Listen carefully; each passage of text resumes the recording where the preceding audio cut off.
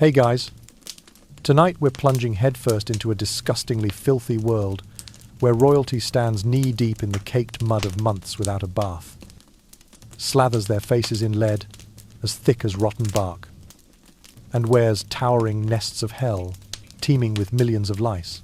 They inhale stench so vile it could make you puke every time they open their eyes, douse themselves in perfume so strong you'll feel dizzy, and entrust their very lives to the toilet groom, the only person brave enough to catch every bit of royal filth from prince to princess.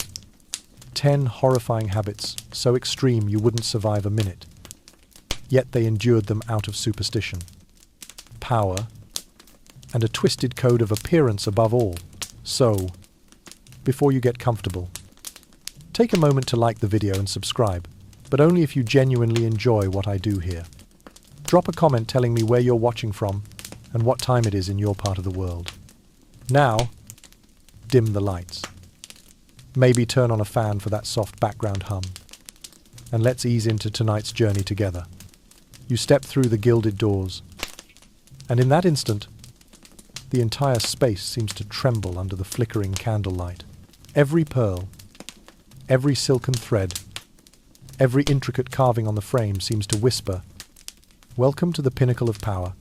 Beneath your feet, the marble floor shines like a mirror, reflecting thousands of dancing flames back onto the walls, turning them into waves of golden light.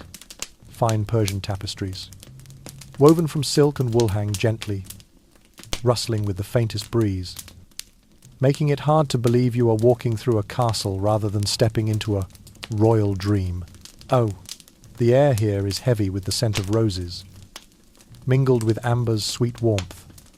Yet if you pay close attention, beneath that elegant fragrance lurks an undercurrent of unwashed human present-stale sweat, unclean skin, and layers of powder left on for weeks or months without washing. That smell awakens a basic survival instinct, giving you goosebumps, as though something alive is crawling across your skin. Ahead, the ladies of the court appear like phantoms. They are draped in sleek silk and adorned with strings of glimmering pearls, each step measured yet full of authority. Under the candlelight, those pearls sparkle like stars, heightening the sense of splendor. But don't be fooled by appearances. Behind each courteous smile, beneath every jewel and luxurious garment, lie gruesome secrets of their hygiene rituals. In this world, water and soap are considered dangerous foreign elements, capable of corrupting the soul or causing grievous illness. As a result, bathing is a rare event, reserved for religious ceremonies or major festivals when protocol demands that the body be refreshed. Palace staff speculate that exposure to cold water or soap could weaken the body, invite disease, or even bring sudden death.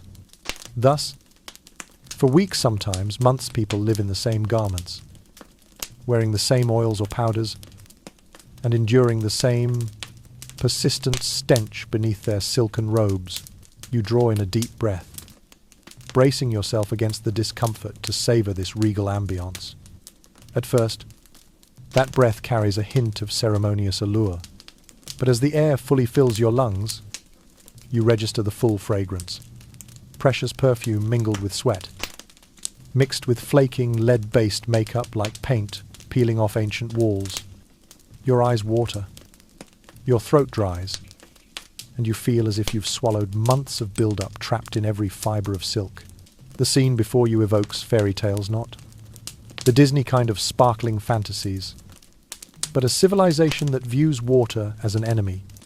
You glance around and notice attendants fanning themselves with ostrich plumes or pressing fragrant handkerchiefs to their noses-all efforts to conceal the horrifying truth. In this court, staying clean is sacrilege. As you struggle to adapt, a courtier sweeps by, discreetly clearing their throat as though dislodging excess powder and grime. You hear the rustle of silk and the soft jingling of ring signs that they have just endured an itching crisis, and must now mask the reality. Every detail here is meticulously staged. The light, the color, the scent, but the real drama is the contrast between grandeur and filth. You wonder, How could any human endure caked on dirt and bloodthirsty parasites crawling over their skin? In those times, medical knowledge was rudimentary, and people believed rumors that water itself bred disease. Better to keep any illness locked inside than risk contaminating one's body with soap. Yet, behind the glittering robes, many high-ranking nobles succumbed to diseases spread by poor hygiene. They could avoid bathing, laundering, or washing their faces, but not plague, dysentery, typhoid, or the lice-borne fevers that stalked the court. Still, the ruling class refused to admit fault, continuing to elevate filth to the status of ritual purity. Are you ready to venture further into this world of rare bathing, deadly makeup, and weaponized perfumes? Before you proceed, take another deep breath, but not too deep, or you may not survive that heady mix of glory and grime. Remind yourself, this isn't Disney, this is royal reality. And now, let's move on to part 2 of our horrifying journey. Have you ever wondered which position in all the noble ranks of the court truly holds the key to hidden power? It is the groom of the stool, or, more delicately, the toilet groom. It sounds menial, but you would never guess that the task of cleaning the king's anus in the midst of the royal court is the golden ticket to the inner circle, and also the repository of its most secret responsibilities. Imagine, you don formal court robes, don a face-covering cap to hide your shame, and grasp the small wooden chamber pot known as the stool. You slip into the inner palace and approach the throne. No one but you is permitted to access this intimate space, where every droplet of the king's bodily waste is deposited into that smooth pot. The faint click of the pot against the throne frame and the pungent stench that rises will make you inhale sharply and clamp down any sign of revulsion. Yes, you stand before the ultimate power and also before the court's most revolting secret. When the king seats himself and entrusts you with this solemn duty, you must bow deeply. Place the stool precisely, then use a coarse cloth and thick gloves soaked with the harshest odors in existence to cleanse him. Every motion must be swift and discreet so that not one drop of guilt spills beyond the pot's rim. You must not flinch, pierce your lips, or furrow your brow for. Even the slightest expression could shake the king's confidence and authority. Yet few realize that in that moment, you gather priceless intelligence. A sour tang in the smell signals the king has diarrhea. A hard, dry smear means he suffers from constipation. And any mark on the stool tells the story of his diet, health, and mood. You silently observe the king's countenance, noting each subtle sign, sometimes only a slight frown, sometimes a whispered sigh of discomfort. Then you pull away the cloth, wipe the pot pristine, dust it off with a flourish, and tuck your tools away in a locked box. The ritual repeats, and the court comes to view you as the crown jewel because of your absolute loyalty. From what seems a lowly station, you ascend in an instant. Many a toilet groom has risen to become a chief minister or a senior diplomat. The court believes that to truly know the king's thoughts and health, no one is better than the one who inspects his most private emissions. You can propose strategies, influence the selection of officials, or discreetly sideline an unwanted minister with just a few carefully chosen remarks while cleaning the stool. The king trusts you because only you guard all the palace's deepest secrets. Each time you enter the inner palace, it's like attending a clandestine council. Outside, high-ranking courtiers in flowing robes plot and scheme. But the king's ultimate decisions hinge largely on your observations. Their mouths lack the confidence to describe his ailments. But his stool and bodily discharges reveal everything. You keep a small notebook, recording every color, texture, and odor. Then present it to His Majesty whenever he seeks counsel. Most astonishingly, the society of the era did not consider this work dishonorable. On the contrary, the toilet groom was a prestigious position, a testament to one's loyalty and courage. Many noble families vied to place their sons here, for only by understanding the monarch's most discreet routines could one hope to alter one's fortunes and secure advancement. Parents were not ashamed. They were proud that their son was afforded the closest proximity to the divine ruler. The court established strict rituals. The stool groom had to be of impeccable lineage, without blemish of crime, and free of overreaching ambitions so as to prevent betrayal. That is why many young men of talent and promising futures willingly endured this ignoble post for the promise of power or wealth. Your task is not simply to clean, it is to serve as the silent conduit between king and ministers. Holding all the unseen threads that guide the realm, consider, if you betray that loyalty, even once if you reveal a flicker of disgust, the king will immediately suspect treason and summon you for interrogation. Even a long-serving royal advisor may not intervene, only you. The stool groom are trusted to keep every intimate detail under wraps. Many grooms have used this position to build grand estates, Amasland, and forge influential alliances, transforming from humble attendants into celebrated generals or cabinet ministers. Have you ever wondered what psychological toll this exacts on a toilet groom? Each morning you awaken to face the foulest stench and the most horrifying image of humanity. Yet you must maintain a composed demeanor. Some resort to strong liquor or potent tea to mask the odor. Others carry personal sachets of fragrance. A few attempt deodorizing salves, but no court physician dares advise them, fearful of clashing with palace superstitions, day after day. You become so familiar with the king's stool that, by inhaling the cloth you've just wiped, you can discern whether he dined on game or fresh fish. Once proficient, you double as an impromptu health chef. You know to add more greens or avoid spicy dishes to prevent constipation, or to split meals into smaller portions when diarrhea strikes. The king trusts you because your advice brings robust health and clarity of mind, so he can govern the realm. However, not everyone survives long in this role. The relentless pressure can crush one's spirit and breed paranoia. Many fall into depression, develop anxieties around excrement, avoid food, or suffer insomnia. The court occasionally hires shamans to cure stool nightmares, employing talismans and incantations, believing the besieged groom must be afflicted by demonic forces. Yet society continued to honor your work. Tales circulated that any former toilet groom received lavish rewards, tax exemptions for their descendants, and grants of land. You became the unsung hero under the aegis of royal Tino, gleaming crown needed. For the power in your grasp inspired awe across the court.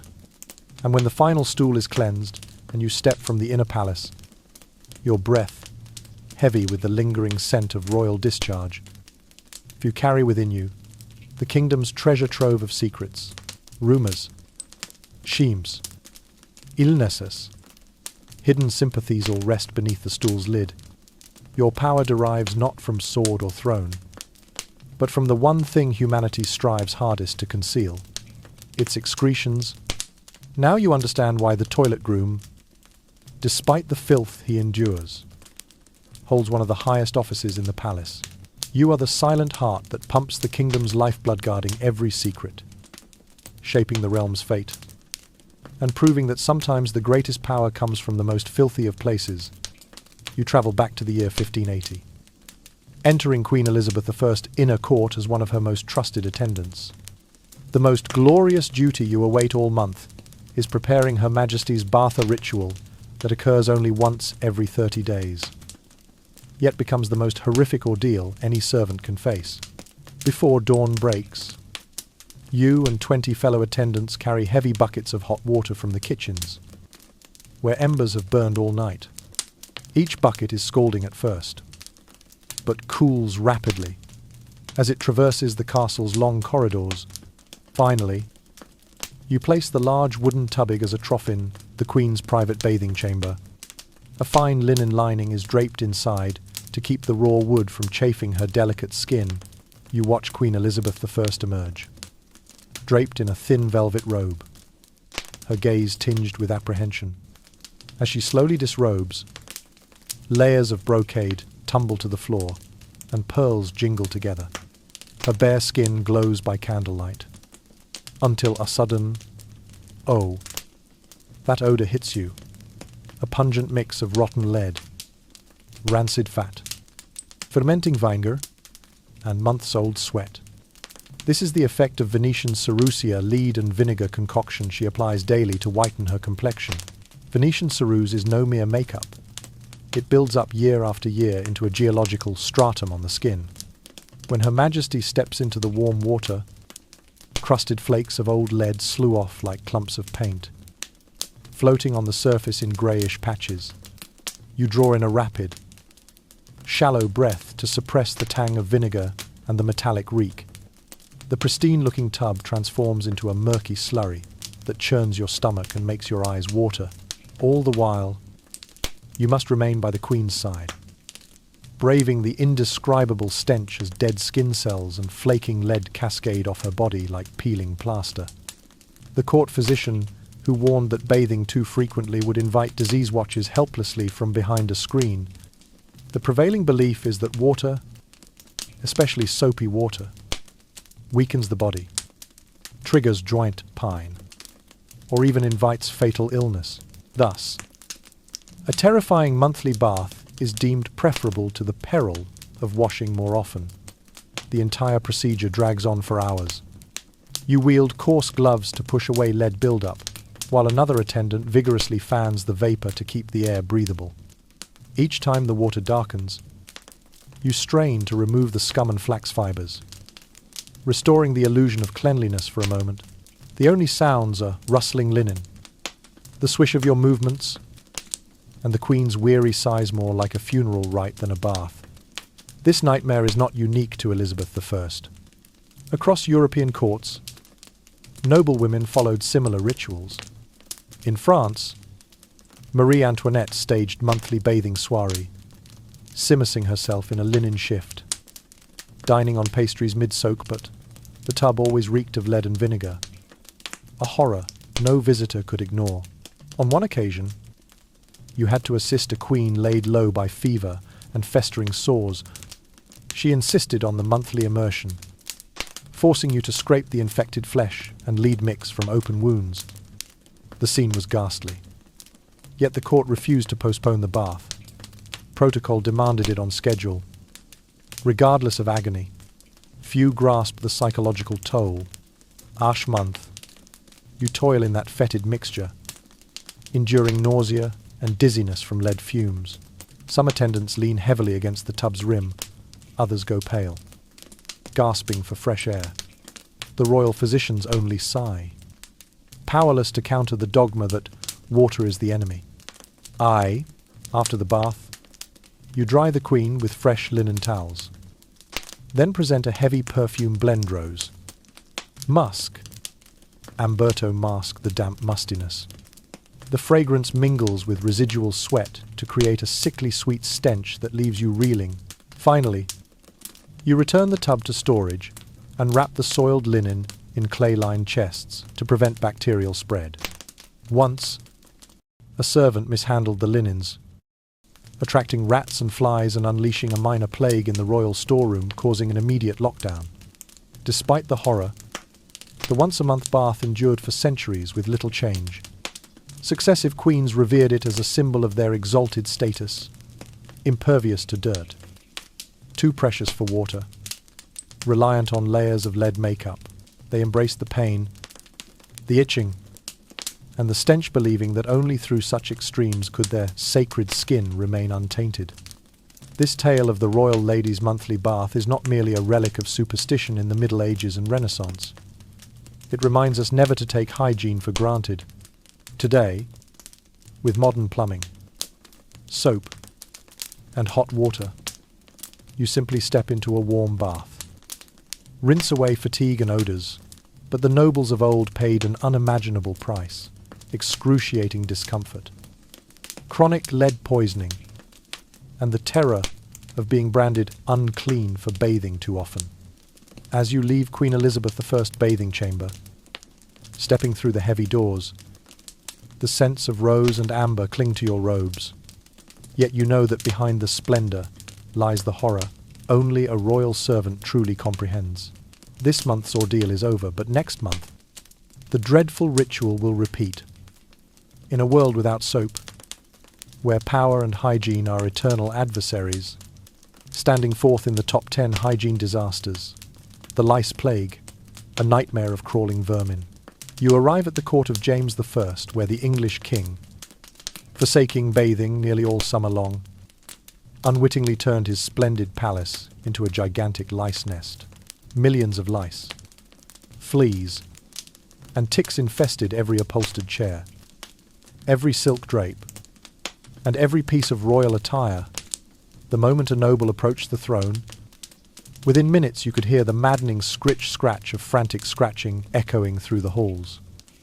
As the hems of gowns shuddered with invisible assault, these parasites inflicted more than mere itching. They spread deadly diseases, relapsing fever, plague, even outright fatality. James, I wore the same ceremonial robes month after month, and his hat perched unmoved for days on end. Each fibre of cloth, a breeding ground for larvae. The entire court became a stage of perpetual torment, where every bow was a struggle not to scratch, and every silken sleeve masked a host of crawling enemies. Despite their opulent garb-embroidered velvets, gilded corsets, the nobility paid a brutal price in relentless misery. Many carried long, slender itching sticks of metal with hooked tips to discreetly scratch beneath towering wigs and elaborate hairpieces. They perfected the art of courtly scratching, only lightly tapping through their coiffures and only when the king's back was turned, so as to preserve their composure amid the invisible onslaught. Within that candlelit splendor and the soft strains of court music, the horror of the lice plague lurked everywhere. The monarch's throne itself crackled with life. Every inch of its plush cushion teemed with tiny parasites that jumped onto courtiers' robes the instant they knelt. The resulting cacophony of rustling silks, stifled coughs, and muffled scritch-scratch became the court's bizarre soundtrack. The crown physician, bound by superstition, could offer only sheepish apologies and powdered salves said to drive away lice for a day or two, but the parasites always returned with vengeful vigor. Expensive soaps, a sign of status and hygiene among nobles, proved too weak to kill the eggs, and so the lice reappeared, stronger than before. The court's response: mandate fortnightly, mass delousing ceremonies in the Grand Hall, where rows of courtiers sat in silence as their wigs were combed out with fine-toothed metal combs. The combings were burned outside an eerie ritual that filled the courtyard with acrid smoke and the crackle of flame-consuming hair and wriggling lice. You watched in horror as dozens of attendants, led by beadle and chamberlain, performed this grim duty. Torchlight flickered on terrified faces. The smell of burning hair and parasitic detritus hung thick in the air. Yet after the ashes cooled, everyone donned their infected garments again, reintroducing a fresh wave of lice into the palace's bloodstream. As a loyal servant, you participated in the endless scrubbing of chairs and throne armrests, dipping coarse cloths into vats of vinegar and brine to wipe away as many parasites as you could. Your gloves grew rough and cracked, infused with the odor of sweat and vinegar. Often you tucked a small sachet of lavender or rosemary into your belt to mask the stench, yet it merely combined with the miasma of infestation into a sickly sweet stench that clung to your nostrils.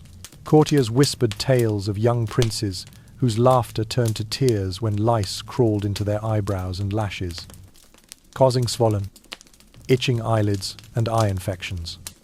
Advisors chronicled mysterious fevers that spread from throne room to nursery, decimating staff and visiting diplomats alike. Yet the policy remained: no more baths for His Majesty, lest water weaken his constitution. Instead, they clung to crude treatments, sheep fat infused with rosemary spread on the scalp, or arduous hair washes with precious orange flower water-temporary reprieves in a war they could not win. You, the palace's newest attendant, Witness the day the king himself, tearing at his wig in despair, ordered an extra public delousing for his inner circle. The sight of the monarch, stooped and frantic, prompted both compassion and horror among the courtiers. Still, the protocol was clear. Dignity above all. They gnashed their teeth, endured the combings, and maintained their stiff elegance, even as the lice sprang free. Despite repeated outbreaks and mounting death tolls, only a minor relaxation occurred. Ministers were allowed to bathe once in midwinter, under strict supervision and extraordinary concession that sent shockwaves through the court. Yet the old ways proved impossible to break. The palace sank deeper into its parasitic fate, a gilded tomb haunted by those minuscule executioners, turning every sumptuous feast and grand ceremony into a war zone of invisible torment. Thus unfolds the fourth chapter of the 10 heinous hygiene disasters, the lice plague that transformed James I's court into a nightmare of crawling vermin. As you steel yourself for the next revelation, remember this: even the highest seat of power can fall victim to the smallest of enemies. Fifth in the top 10 hygiene disasters, Versailles, the palace-turned giant latrine. Imagine stepping into the largest hall in Europe under glittering candlelight, only to wrinkle your nose after a few steps at the overpowering stench. Versailles, Louis XIV's emblem of power, was in fact an artistic paradise, but a sanitation hell. That grand palace concealed everyone's worst fear, a nearly non-existent waste disposal system. All one had to do was extend an arm out a window, and the unseemly contents would plummet straight into the courtyard, mixing with stagnant rainwater into a sea of urine and excrement, stretching along every pathway. Upon the wooden floors and marble, the sumptuous silk rugs soaked up the urine, exuding ammonia that shattered every noble posture. Guests could not touch the ground, but had to wear towering heels both to keep their garments clean and to tiptoe around the puddles. Versailles' corridors became a stage for the latrine dodge. The steward drew precise safe route maps, indicating where no filth had pooled and where the nobility must tread a ceaseless dance of wits against the stench. Triumphal banquets echoed with courtly music and dancing. Yet anyone admiring the portraits of Louis XIV could not ignore the massive reek rising from the floor. The odour was so intense that guests carried scented sachets at their waists filled with rose, orange blossom, and musk. They scavenged every fresh air corner to breathe, often sneaking out to the rear courtyard, hands clamped over noses, writhing to find relief amid the mottled sea of waste. Not even the Sun King escaped. Many elaborate feasts took place beneath old, clogged drain pipes, and when the system backed up, urine and excrement would seep through the ceiling and shower down onto the banquet table. Guests beneath cried out in shock, flinging goblets of wine and sending plates of food crashing, creating a chaotic scene where luxury and horror collided.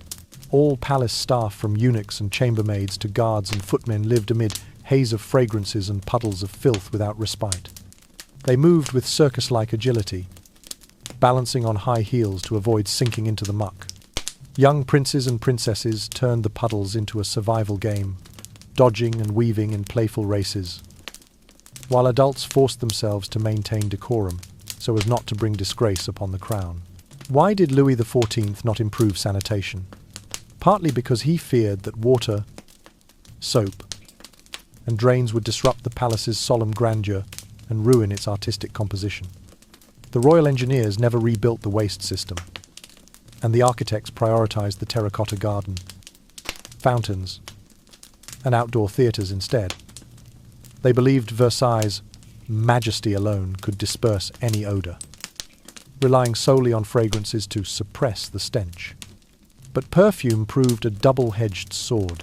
Every incense burner at the entrance, every perfume bottle by the throne, could not overpower the pure smell of excrement from the failing system. Paradoxically, more essential oils were produced and distributed throughout the palace, creating a chaotic miasma. Jasmine, rose, and musk mingling with ammonia and the musty smell of storage cellars.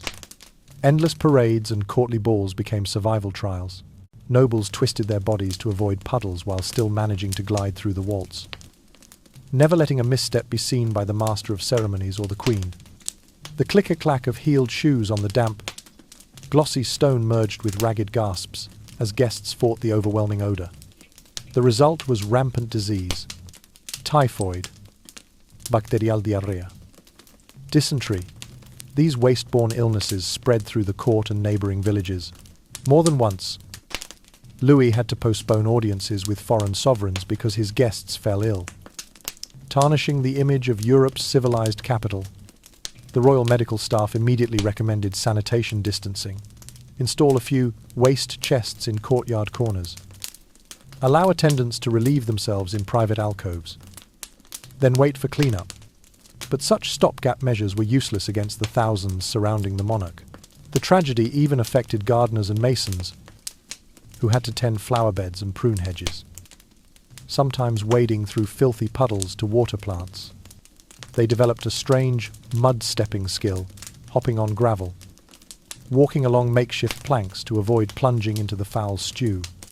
Visiting European travellers marvelled, "The gardens are breathtakingly beautiful, but also shockingly filthy." Over decades, Louis learned that artistic grandeur could not conceal a sanitation disaster. He ordered the beginnings of new sewer foundations, but the project stalled for lack of funds and labour. This process dragged on throughout his reign, leaving Versailles both dazzling and reeking an icon of unstable power, half-concealed beauty submerged in filth. In the post-Louis era, a proper sewer system was finally completed, but the horrifying legacy of the giant latrine haunted every tale of Versailles. As you leave the palace, the scents linger on your robes rose. Yasmina, amber yet. They only mask the memory of those puddles glistening by candlelight. You wonder, if you could turn back time, would you dare lace up those towering heels and step into this filthy paradise? Versailles stands as a brutal testament to cramming people into tight spaces without sanitation solutions. A sanctuary of lavish art, yet a pit of filth and disease. When power and hygiene collide, hygiene always loses sand. Versailles etched that story in an unforgettable stench of excrement. Sixth, in the top 10 hygiene disasters, the white lead mask. A ritual of self-destruction. You have just stepped away from the tragic bath, still clouded with the stench of rancid fat and floating flakes of lead. When you move directly to the horrifying makeup table, Venetian ceruse, a mixture of lead and vinegar, has formed a thick crust on the queen's skin. And now you and the circle of ladies in waiting must sweep on a fresh coat. But the most terrifying part is that they do not wash off the old layer. Each morning, they simply dip a small feather brush into the ceruse pot and apply it over yesterday's layer. The lead paint layers grow ever thicker, forming cracked, caked patches that crumble under candlelight like parched earth. You watch as she tilts her head and brittle flakes scatter, rasping across the linen at her collar. Then clattering across the floor, her delicate skin resembles an ancient fresco, disintegrating the heavy paint, obliterates her natural contours, reducing her visage to a rigid mask. The sour, metallic tang of lead mingled with fermented vinegar forces everyone nearby to breathe through their mouths to avoid gagging. You hear the attendant's sigh, clutching a feather fan to her nose, then secretly dipping her handkerchief into the perfume bottle for relief. In court, many joke that these applications are a memory booster because they believe the lead makes the queen forgetful and prone to fits of rage. In truth, it is chronic lead poisoning, memory loss, confusion, emotional instability. You recall the first time you witnessed the queen forget the name of an elderly noble and have to be prompted to bow. Courtiers whispered it was the stress of politics. But the reality was the toxin seeping through her skin, entering her bloodstream, attacking her nervous system. Everyone was stunned when her personal physician noted in the royal medical log irregular heartbeat, trembling hands, pallid complexion, but no one dared challenge the ritual for fear of lèse majesté. The most visible consequence was her hair loss. You collected each fallen strand from the floor as she lifted her hair to be painted again, tucking them carefully into a woven basket. She was forced to wear ever thicker, more elaborate wigs to conceal her bald patches and the greasy, scaly scalp beneath. Each time the hair redresser removed the wig, the entire room filled with the smell of wig glue, perfume oils, and the horrific stench of diseased skin. When the queen sat enthroned within her circle of courtiers for audiences, no one dared approach too closely.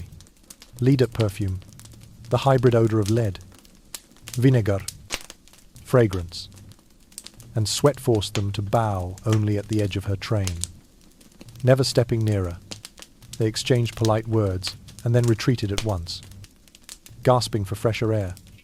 You witnessed many attendees deliberately drop their fans to bring the audience to a swift close. The court tried to counteract the mask with top Persia perfumes, linden blossom, yasmina, amber, musk. But the stronger the scent, the more it clashed with the rancid lead and fat, creating an even more chaotic smell. You remember once, when the queen kissed a trusted attendant. Her perfume splashed, yet the unmistakable lead perfume mingled with fruity notes. The attendant recoiled, eyes wide, hastily producing his handkerchief. Beneath the lead powder, her skin grew ever rougher, itchy, inflamed. You heard rumor that on many nights she awakened to prod off cracked paint with a fine needle, as if inflicting her own torment. No courtier dared enter her private chambers then. All they heard was the scrape of a brush against debris and her muffled moans. The gossip said she had become a broken porcelain doll, lethally beautiful yet destroying herself day by day. Her guards and ministers grew increasingly wary of discussing her health. They dubbed it the lead affair. Yet no one proposed replacing Venetian ceruse, as that would mean admitting to a ritual of self-harm. They persisted in painting themselves daily, convinced it was the height of allure and aristocratic status. Even when some noble women secretly used a damp cloth to wipe off old layers, they were forced to stop for laziness after all. Washing the face was deemed unnecessary. The silent war between beauty and life played out invisibly. Venetian ceruse was like a deadly gift. At first application, one's skin shone like ivory, and one's presence radiated brilliance. But in the long run, the lead toxin penetrated the skin into the blood, ravaging the liver, kidneys, and brain. You recorded in the court annals, the queen summoned her personal physician numerous times for dizziness, insomnia, and headaches. The doctor quietly advised reducing the frequency of lead applications, but his counsel was only fleetingly heard before being cast back into shadow. It is hard to believe that a beautifying ritual could be the most horrifying self-destructive rite. You remember the final scene when the queen fell gravely ill, her complexion ghostly pale, her hair nearly gone. Yet she still stood on the balcony to wave at her subjects. Venetian ceruse clumped into chalky white mounds on her skin, revealing the rotting tissue beneath. The people cheered their loyalty, but you understood she was counting down each hour, savouring the last feasts in her deadly ritual. As you leave the palace, the smell of lead clings to your garments, and you wonder, is the beauty of the past always tinged with tragedy? Venetian ceruse make-up ritual of royal women had turned them into crumbling statues, faces cracked like ancient walls. And you, the loyal attendant, stand as the silent witness to their lair Robley suicide. You have passed through 5 hygiene disasters, from the giant lice infestations to the palace churn-turned latrine to now the white lead mask of self-view destruction. Steel yourself for the secrets still to come, where habits once believed to bestow power reveal themselves as silent killers in the dark. Next, in the top 10 hygiene disasters, Venetian ceruse addiction, the poisonous spiral. Venetian ceruse was more than just makeup. It gradually became the most dangerous narcotic of European royal women. At first, Queen Elizabeth I and her noble ladies brushed on a thin layer to whiten their skin.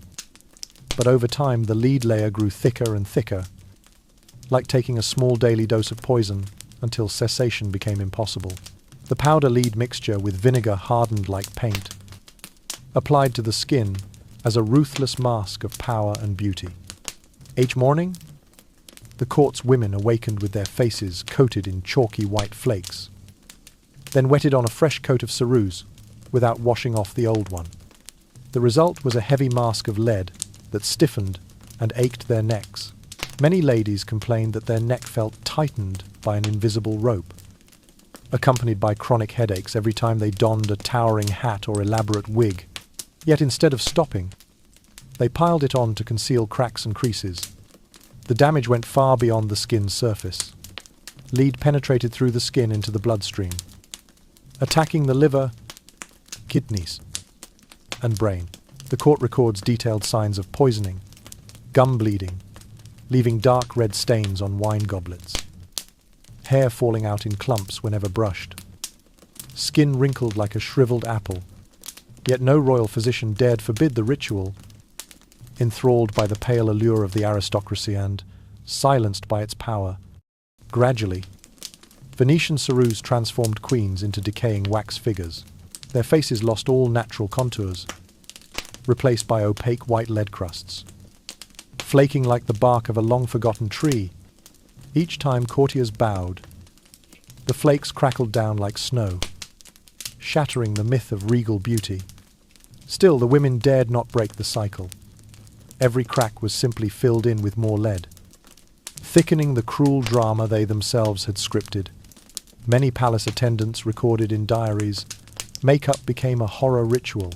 What once took 5 minutes stretched to over an hour, with teams of 5 or 6 applying paint, layering foundation, sculpting the mask. Beneath those layers of lead, they had to keep a gentle smile and crystal bright. Eyes yet tears often fell from pain and itching. Rumour had it, some ladies even scraped lead flakes off with needles, drawing blood. But they could not surrender this whitening elixir. They said Venetian ceruse was the king of paints once a noblewoman began using it. She could not turn back. Across the court, tales of beauty addiction spread. Women gathered in circles to exchange application tips, shared vinegar lead mixtures, and probed secrets to avoid gaps. Some even saved decades of salary to buy the finest Venetian lead, believing the purer the lead, the smoother the mask. Meanwhile, courtiers dreaded the consequences. Many royal guards declined invitations to plant ceremonial kisses. Others fled when a lady pressed her powdered cheek to theirs in formal greeting. They feared the metallic tang would cling to their clothes, beyond any washing. Whenever a political marriage required a kiss, courtiers lingered at the room's edge, clutching handkerchiefs, wary of touching that toxic white mask. Royal medical annals record an incident when Queen Elizabeth I kissed a lady in waiting, and both were hospitalized for acute poisoning, dizziness, nausea, trembling. Yet rather than halt the ritual, the court simply decreed heavier use of perfume and powder to mask the lead odor. The spiral only tightened, driving the deadly toxin ever deeper into their bodies. The seductive power of Venetian ceruse lay not only in its noble white hue, but in its religious and spiritual symbolism. Snow-white skin was seen as a sign of pride, purity, and divine grace. The Queen and her ladies believed the lead mask was a protective shield that impressed both subjects and foreign dignitaries. They feared that washing their faces, revealing natural skin, would strip away their halo and expose them to ridicule. Day after day, Venetian ceruse turned makeup into a deadly game of playing with death. Each greasy lead layer was a dose of poison, and yet a bullet straight into their organs. Initially, their countenances glowed, but bodies gradually paid the price. Exhaustion, tinnitus, insomnia, depression. Many noble women suffered mental breakdowns, tapping their fingernails on walls at night, desperate to remove the caked lead, only in their final years. As the poison stealthily worn them down, did they realize that the brilliance had nearly cost their lives? Some tried to abandon the ritual but could not. The lead mask was too thick to wash off, forcing them to wait for someone to painfully scrape it away, an ordeal far more agonizing than applying a fresh coat. Beauty's price became both a physical and spiritual burden. When Queen Marie Antoinette first heard of the dangers, she briefly switched to leaded-free mineral powder, only to be sternly warned by her royal makeup artist: no lead, no power. Ultimately, she returned to Venetian ceruse, determined to keep her face white, regardless of the peril. That spiral of addiction did more than bury once lovely faces. It sustained a shadowy lead trade network across Europe. Venetian artisans jealously guarded their secret formulas, trading clandestinely with merchant fleets to ensure a steady supply of higher-grade lead oxide to princes and princesses. You, the faithful attendant, witnessed it all, at every court ceremony, every banquet. The ceruse glimmered beneath the candlelight, yet served as a grim reminder of its deadly toll. Venetian ceruse stands as the most brutal emblem in the top 10 hygiene. Disastrosa, poisonous spiral, no royal would dare break. Only when the nobility finally succumbed to illness and medicine rejected lead, as Versailles did this tragic ritual end, buried with its unhappy white mask. 8th in the top 10 hygiene disasters, the perfume mask, a chemical warfare against stench. You step into the cramped great hall of the palace, where candlelight flickers along velvet drapes and music tinkles through air thick with a miasma of sweat, excrement, and rotting food. In that oppressive atmosphere, perfume ceased to be mere ornament, and instead became a life of the weaponries, with tens of thousands living under its gilded dome. Every dark corner reeked of unimaginable foulness. To avoid inhaling that horrifying air, nobles carried scented pouches everywhere, inhaling them like oxygen to survive. The court ladies draped themselves in layers of overpowering fragrance: sweet rose oil, warm musk, mysterious amber. They tucked fragrant pods into their hems, hid essential oils in their necklaces, even soaked their wigs in perfume so that every breath issued a dense plume of scent. Yet the most horrifying aspect was that they sprayed it onto skin unwashed for weeks. The already potent oils mixed with sweat, flower powder, and dead skin to form a champion cocktail, so repulsive that anyone who touched it instinctively recoiled. Perfume soon became the measure of power and status at court. The stronger one's scent, the greater one's authority. Lesser nobles who couldn't afford the precious essences were relegated to the palace's fringes. Forced to inhale the aromas of the elite, fragrances were codified into political signals. Deep rose for new alliances, citrus for budding romance, musk as a warning of illness or intrigue. A simple change of scent sent unspoken messages to courtiers and foreign envoys alike. Yet the weapon of perfume also wreaked horrors rivaling the original stench. Many court ladies staggered, suffering splitting headaches, nausea, even convulsions from inhaling such concentrated mixtures.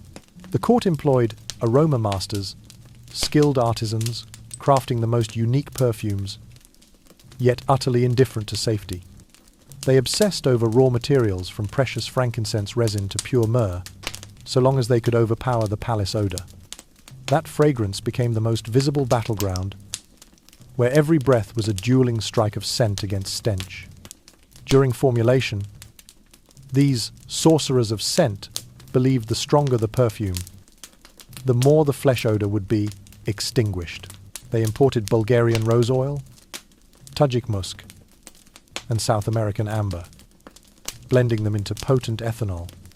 When sprayed on a wrist, the aroma lingered from morning to dusk, but its strength bonded with skin so tenaciously that even weekly baths could not wash away the chemical smell. The palace thus became a sea of dense perfume, layered atop the underlying decay. Guests crossing the threshold felt dizzy in the surrounding aroma haze. Many hurriedly withdrew handkerchiefs, dusting them with fragrant powder to mask the scent. One guard lamented, "I feel as though I work in a clandestine perfume factory, not a grand palace." The orchestra in the evening gently played lullabies, yet everyone's mind focused on the single safe zone, a slit in a window drape where a breeze could sneak in, or a corner of the hall far from the banquet tables where the scent thinned. Some courtiers secretly carried small wooden breathing tubes to inhale air just outside, then dashed back onto the dance floor when the aroma was reactivated. To maintain an unblemished facade, the nobles decreed, no one was allowed to complain about the perfume.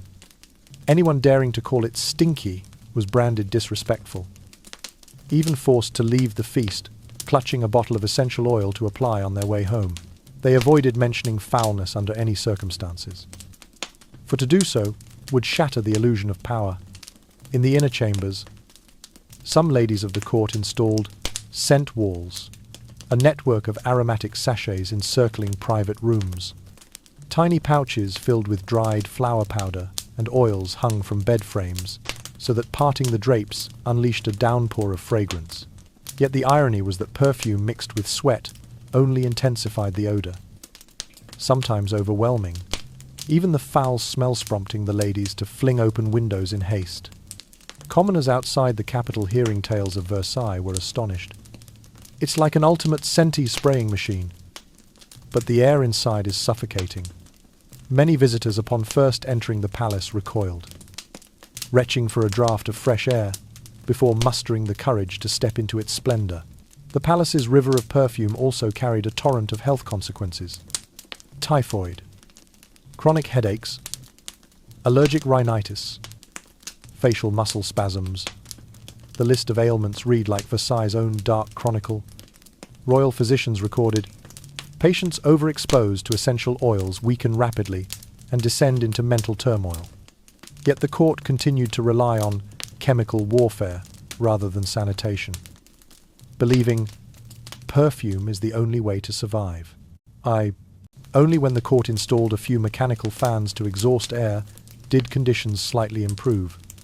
But the breeze merely dispersed the scents, turning the palace into a floating garden of perfumed fog, as flowing fragrance and stench blended ever more chaotically. Every remedial effort proved a losing battle against the assault of odors. And when you, the loyal attendant, finally leave Versailles, each final breath is tinted by the scented pouch still in your pocket. You think to yourself, if power were measured by refinement, that power has killed itself with a dose of chemical fragrance. In the top 10 hygiene disasters, the perfume mask stands as the clearest example of weaponizing odor wear. Beauty is born from suffering air and ruined health. Ninth in the top 10 hygiene disasters, soap boycott, the scapegoat of suffering. You find yourself in 15th century Spain under Queen Isabella's reign, where the only thing considered filthier than actual dirt was soap itself. Bathing was not only scorned, but deemed a heinous crime. Extreme Catholic zealots believed that a dirty body aided in the cleansing of sin, while washing clean was complicity with carnal vice. Soap an Arab import was labelled demonic, and anyone caught hiding or using it could face the death penalty. The church erected an intricate surveillance network. Anyone in possession of a bar of soap, a bathing basin, or even clean water was immediately denounced. Village children were encouraged to inform on parents who washed their faces. Neighbours secretly inspected kitchens for soap suds. Once-a bustling public bathhouses were torn down, and the aqueducts that fed them lay in ruin as desolate relics.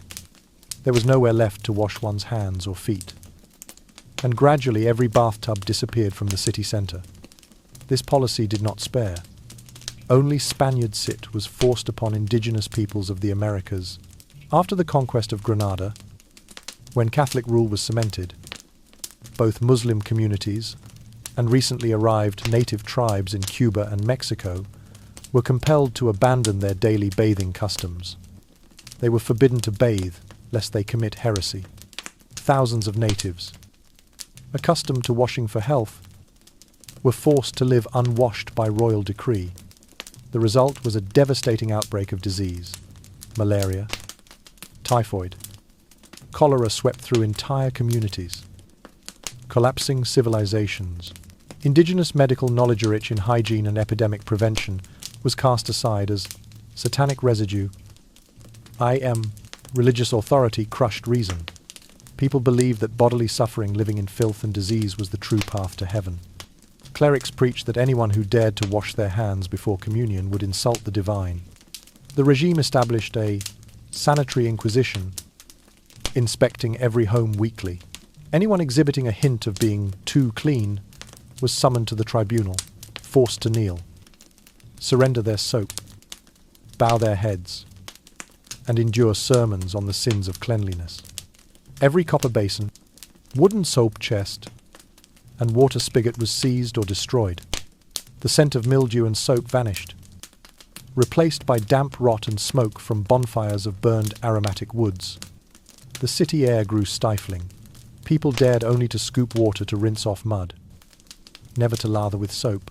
They believed cleansing would extinguish divine grace, shackling sin to their souls. Many scholars and university physicians protested, documenting the hygiene benefits of hand washing to prevent disease. But they were accused of spreading heretical ideas. Their books burned, and authors imprisoned. Some doctors languished in dungeons for months simply because they carried soap to clean patients' wounds. Filth became a daily reality. Children sneaking to the old Roman aqueduct canals to bathe under cover of darkness. Adults waiting for nightfall to hurriedly rinse feet and faces enough to remove dust while avoiding detection. Washing clothes turned clandestine dirty garments marked one's status as a scholar or official, yet also spread lice, fleas, and skin infections. The soap boycott not only increased disease risk, but also wreaked economic havoc. Bars of black soap, once affordable, soared to princely sums. Becoming contraband. Foreign merchants who once traded soap with the Habsburg court withdrew. Andalusia's fledgling soap industry employing thousands of craftsmen collapsed. The region plunged into mass unemployment, hunger, and disease. Each day you witness the poor eyeing rotten meat and fish in markets, cowering in alleyways to hold their breath. The court tightened controls, even offering rewards for informants who exposed secret washers. Prisons overflowed with those foolish enough to practice cleanliness. Only decades later, as the monarchy weakened, did church school children begin treating laundry as a religious lesson, purify the flesh, renew the spirit.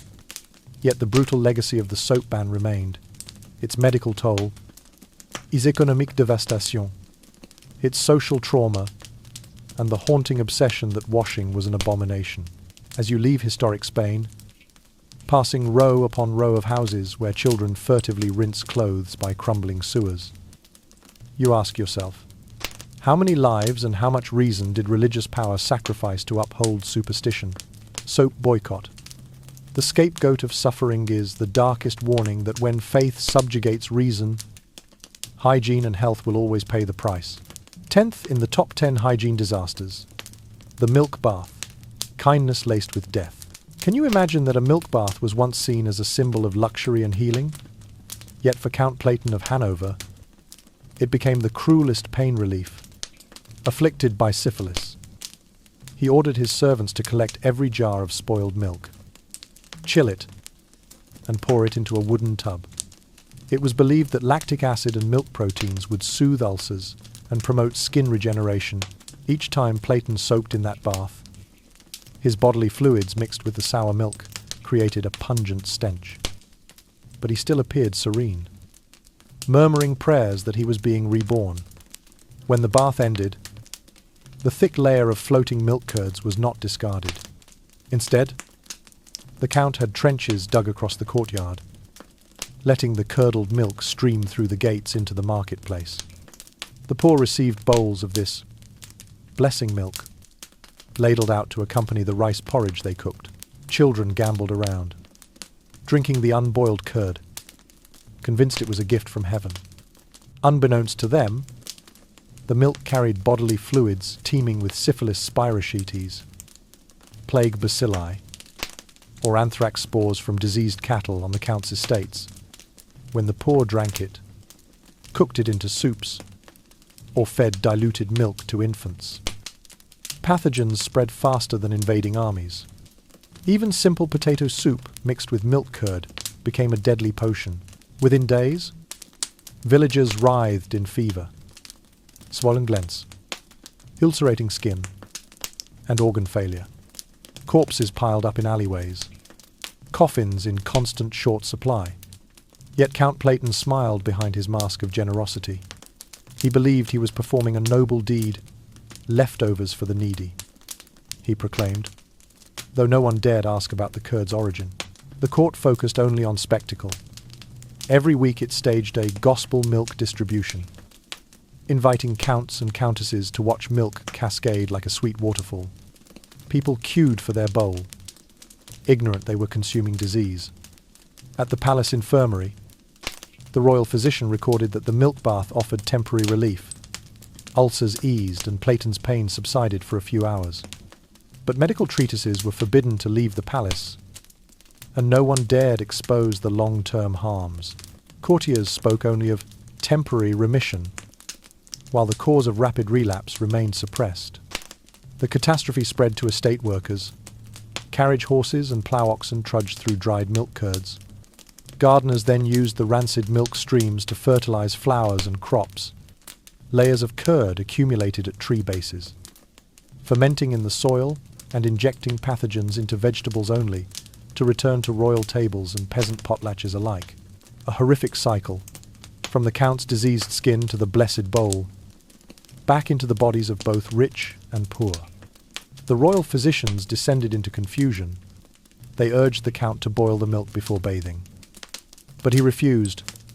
The gifts of Tauke, a mythical source, must remain fresh. Many attendants fled by night, hooded and pallid from acute poisoning. Some collapsed in hallways, breaking limbs as they scrambled from the bath chamber. Tragically, Count Platon's misguided benevolence, rooted in no medical knowledge, waged a deadly survival war across the region. The court decried wasteful milk use.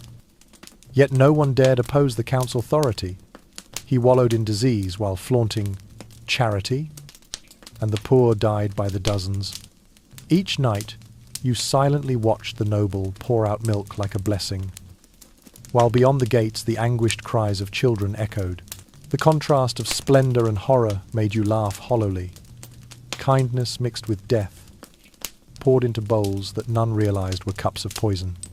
Finally, only when the Count himself succumbed, his body so ravaged that no one dared touch him, was the milk bath dismantled.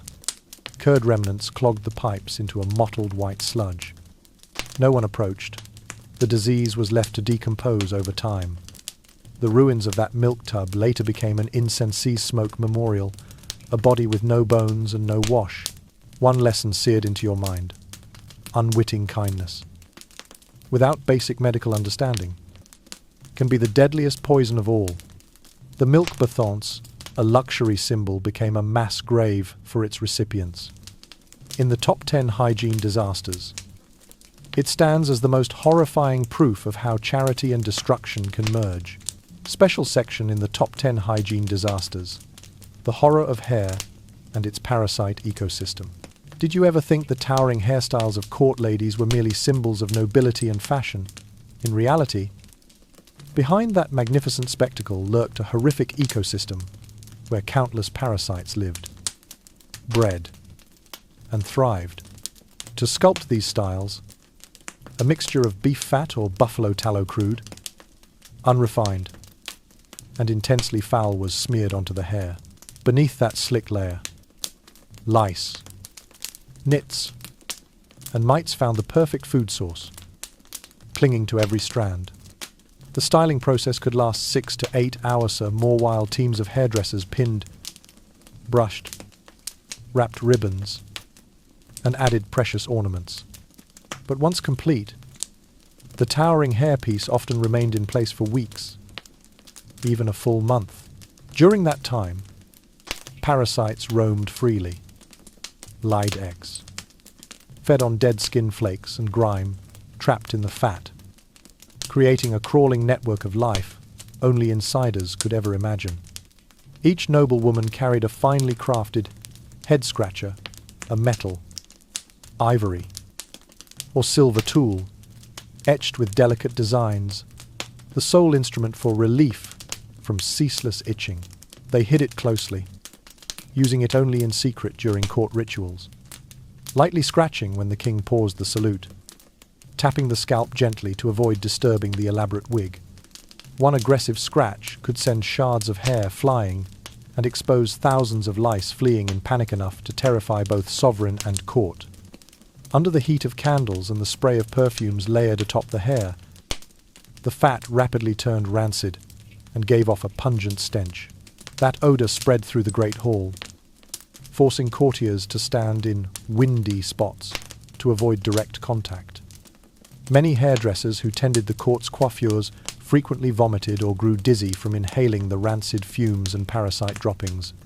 Some even carried home scabies, painful pustules covering scalp and neck, a ghastly souvenir of the survival battle on their sovereigns' heads. These parasites did more than itch. They were vectors of disease. Lice transmitted typhoid. Nits carried relapsing fever bacteria, and mites harbored epidemic typhus pathogens. In a rudimentary medical environment, the court dismissed itching as a minor inconvenience, while diseases spread silently.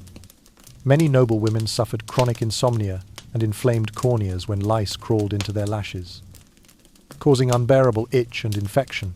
Psychologically, they were torn, outwardly poised, yet enduring a relentless nightmare of itching, pain, and fear of contagion whenever sleep approached. Court records describe lavish banquets ending with nobles rushing back to their chambers, removing hairpieces and using their head scratchers to shake out tresses, the dry clatter of fingernails on scalps. The rasp of lice eggs crushing it was enough to horrify any foreign dignitary. Many royal guards refused assignments in dressing rooms, fearing the stench and risk of infection. Yet the noble women could not break free of this beauty ritual. Despite the dangers, they believed that only with towering hair, priceless accessories, and glossy fat could they assert their rank. Some even dusted on powdered perfume or flower powders to mask the odor, unintentionally creating a heavy overlay of fat powder perfume that compressed beneath their wigs.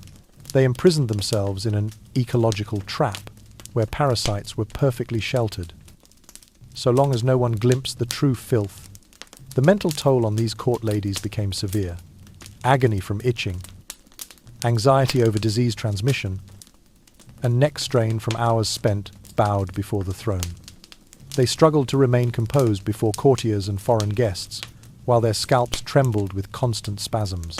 Royal physicians documented severe depression, and parasitophobia-sown women begged to shave their heads, only to be forced back into the ritual because royal authority demands it.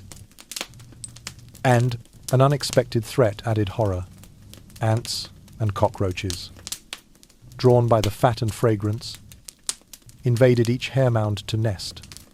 Many attendants resorted to fumigation, burning pungent wood smoke to drive out insects, but the smoke stung the eyes, forcing everyone to hide behind coarse cloth. Every supposed remedy proved temporary, unable to eradicate the colossal parasite ecosystem interwoven with hair and scalp. The hair parasite disaster left lasting effects on future generations. Royal children were groomed from birth, but by adolescence, the latent infestations stunted growth, caused scalp disease, and triggered hair loss. Many never regrew full tresses, living with bald patches that cast a shadow over their status and haunted their identity. When modern medicine finally penetrated the court, foreign doctors recoiled at the sight of hardened hair, massed with stench and crawling parasites. They isolated nobles in sterilization chambers, applied insecticidal ointments and herbal shampoos to restore scalp health.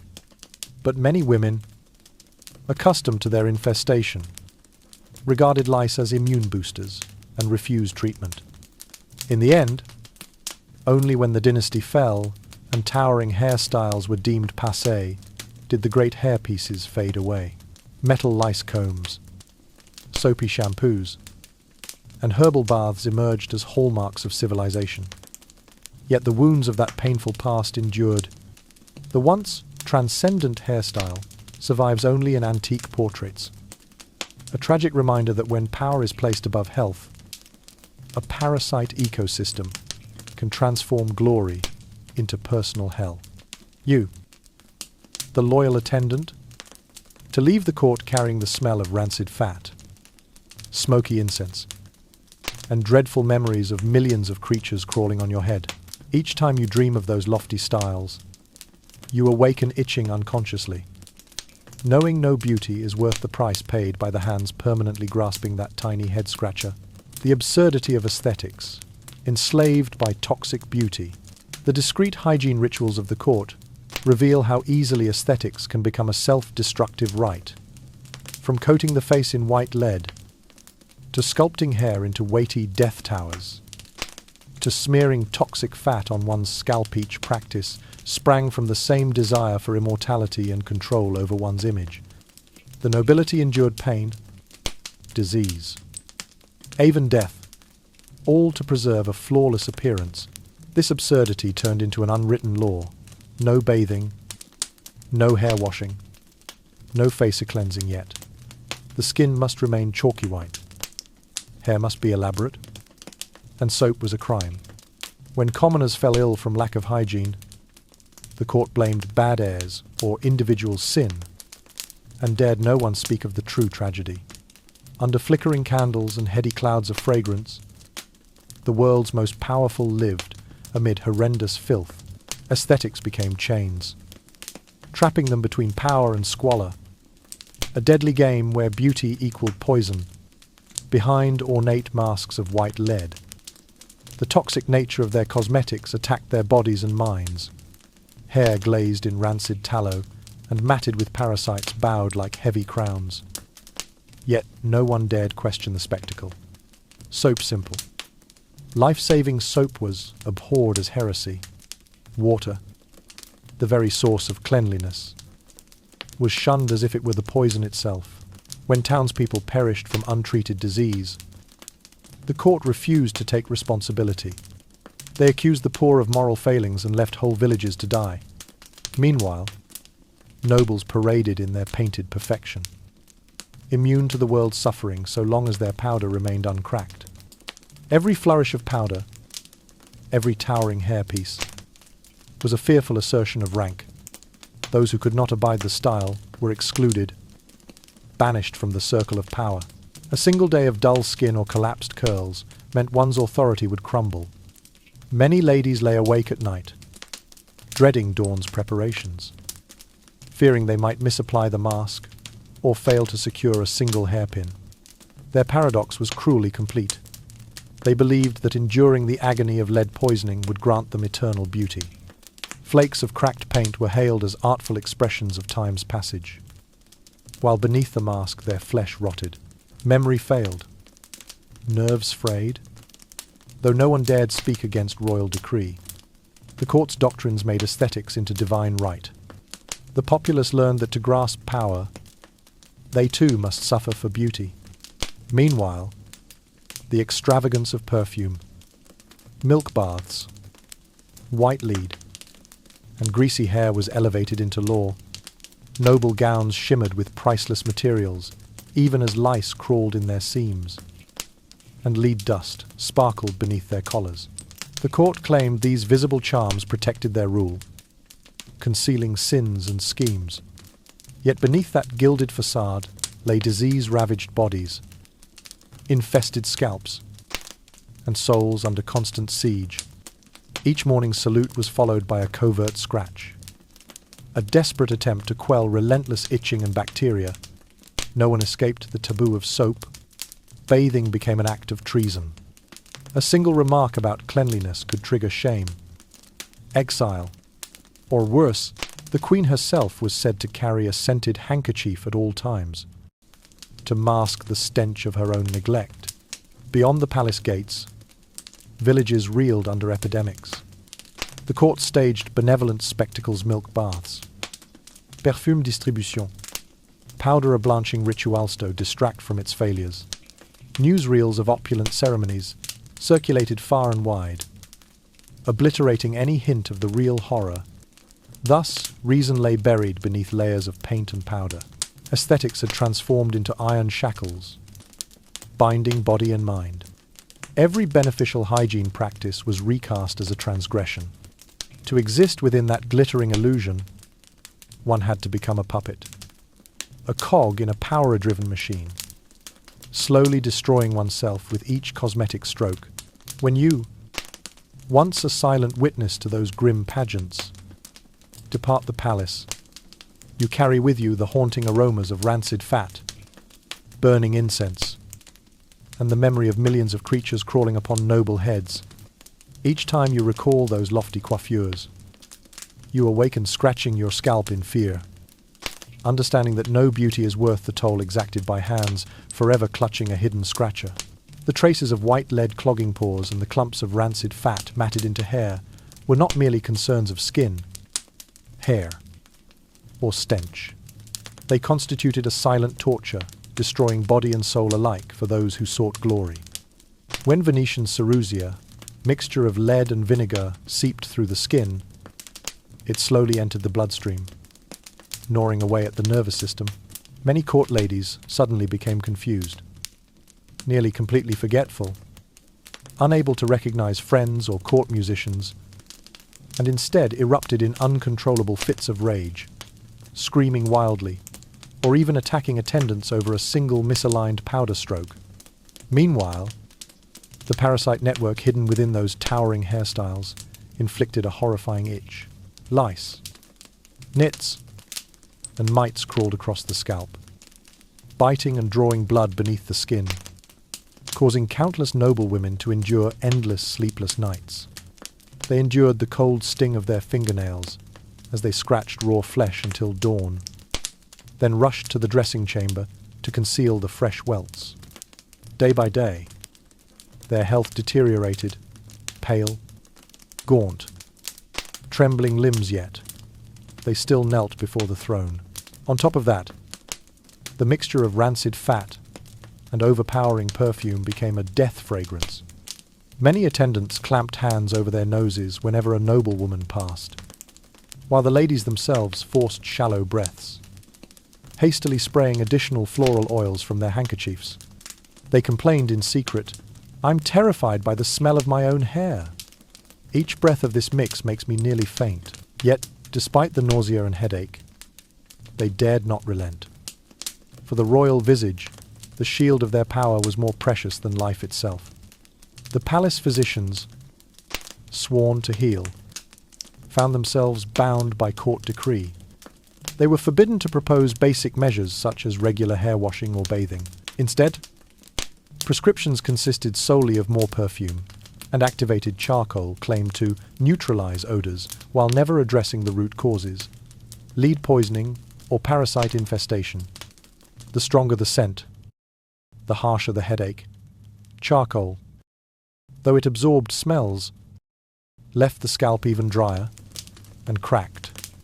The lives of these court ladies became chaotic, waking before dawn to reapply cracked lead mask, then donning heavy wigs to traverse the cold audience chambers. Heart pounding, they felt their blood run hot and acidic with toxins. Yet none dared to quit. Losing a place at the audience bench meant losing power. A single moment of absence in the bathhouse risked being forgotten entirely. Their anguished confessions were secretly penned in journals. "I only wish to scratch once, just once, to feel my scalp truly mine again." But the ritual of paint and perfume demanded continuation.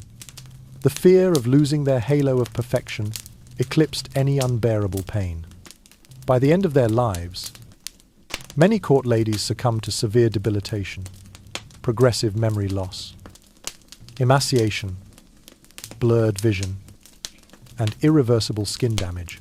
They closed their eyes for the last time, still bearing the blotchy lead mask and memories of nights spent scratching until exhaustion, of the suffocating crush of fragrance that pressed on their chests, The price of royalty proved greater than mere reputation or power.